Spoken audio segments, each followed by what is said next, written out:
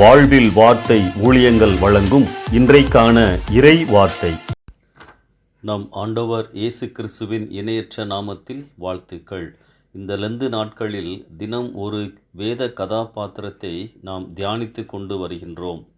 வேதத்தில் காணப்படும் சில கதாபாத்திரங்கள் கொஞ்ச நேரமே வந்தாலும் முக்கியமான சத்தியங்களை நமக்கு அறிவிக்கின்றன. அவர்களில் ஒருவன்தான் இயேசுவோடு சேர்ந்து சிலுவையில் அறையப்பட்ட 2 கள்வர்களில் மனம் திருந்திய கள்வன். திருடர்களோடு, அதாவது தீவிரவாதிகளோடு இயேசுவும் சமமாக நினைக்கப்பட வேண்டும் என்பதற்காக வேண்டுமென்றே இயேசுவை 2 தீவிரவாதிகளுக்கு நடுவே சிலுவையில் அறைந்தார்கள். யார் இந்த கள்வர்கள்? ஏரோது எருசலேம் தேவாலயத்தை கட்டின பொழுது 40,000 பேரை வேலை நீக்கம் செய்தான். இவர்கள் வேலை இல்லாமல் பசியினால் மலை காடுகளில் அலைந்தார்கள், தீவிரவாதிகளாக மாறினார்கள். சிலுவையில் அறையப்பட்ட இந்த கள்வர்களும் அவர்களிடத்திலிருந்து வந்தவர்கள்தான். இவர்கள் ரோம ராஜ்யத்திற்கு எதிராக இருந்தார்கள். பொதுமக்களை விட இவர்கள் நாட்டில் நடக்கின்ற நிகழ்வுகளை நன்றாக அறிந்திருந்தார்கள். லூக்கா 23 அதிகாரம் 39 முதல் 43 வசனங்களிலே இந்த 2 கள்வர்களை பற்றி அறியலாம். 2 கள்வர்களும் தங்கள் கோரிக்கைகளை இயேசுவிடம் வைத்தார்கள். முதலாவது கள்வனின் ஜெபம் சுயநலமான ஜெபம். மரணத்தினின்று மட்டும் தப்பித்து கொள்ள நினைத்தான், தொடர்ந்து பாவம் செய்ய.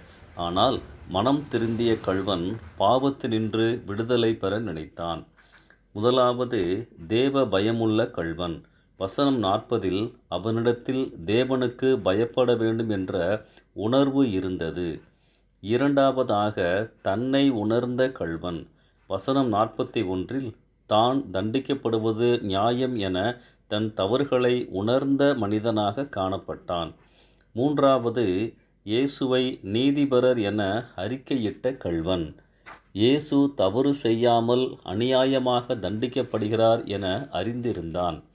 நான்காவதாக இயேசுவை ராஜாவாக பார்த்த கள்வன். உம்முடைய ராஜ்யத்தில் வரும்போது என ஜெபித்தான். மரணத்திற்கு பின் இயேசுவோடு வாழ முடியும் என நம்பினான். யாரையும் காப்பாற்ற முடியாத நிலையில் இருப்பதைப் போல இயேசு காணப்பட்டாலும் அந்த நேரத்திலும் இயேசுவை விசுவாசித்தான். அன்பானவர்களே, இந்த கள்வனின் மூலமாக இன்னும் சில காரியங்களை நாம் அறிந்து கொள்ளலாம். இயேசுவிடம் திரும்புவதற்கு எப்போதும் வாய்ப்பு உண்டு. தன் நிலையை உணராதவன் இரட்சிப்பை பெற்றுக்கொள்ள முடியாது. தேவ பயம் நம்மை இரட்சிப்புக்கு நேராக வழிநடத்தும். மரணத்திற்கு பின் வாழ்க்கை உண்டு என்பதற்கு இந்த கள்வனே சாட்சி. இரட்சிப்பு எப்போதும் தூரமில்லை, என் அருகில்தான் உள்ளது. இரட்சிப்பு கிருபையினால் வருகிறது. இந்த கள்வன் இரட்சிக்கப்படுவதற்கு முன் ஒழுக்கமான வாழ்க்கை இல்லை, இரட்சிக்கப்பட்ட பின் வாழ்வதற்கு நாட்கள் இல்லை. நாம் கேட்பதற்கும் அதிகமாய் கொடுக்கும் ஆண்டவர். நீ என்னிடம் நினைத்து கொள்ளும் என்றுதான் கூறினாய், ஆனால் உன்னை என்னோடு வைத்து கொள்ளுகின்றேன். நாம் இரட்சிக்கப்படும்போது நம் பாவங்கள் மட்டும் மன்னிக்கப்படுவதில்லை, இயேசுவும் நம்மோடு இருக்கிறார், நமக்குள் வந்து விடுகிறார், நடத்துகிறார். தனக்கு கிடைத்த கடைசி வாய்ப்பை அவன் சரியாய் பயன்படுத்தினான். ஆண்டவர் நமக்கு எவ்வளவு வாய்ப்புகளை கொடுக்கிறார், பயன்படுத்துவோம்.